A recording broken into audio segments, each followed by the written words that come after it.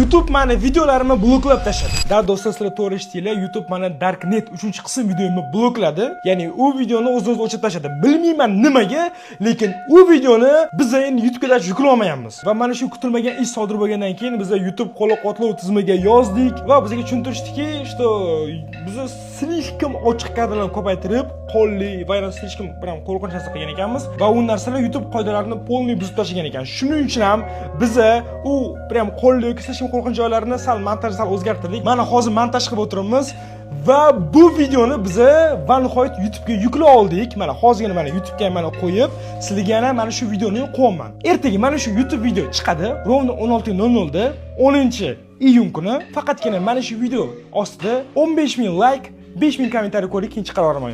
Ertaga 16:00 da. Xullas hammasi sizlarga bog'liq. Bosinglar, shu videoni chiqarmasam ekan deb ham o'yladim. No, bunaqa qilsam obunachilarim aldagan bo'lib qolaman.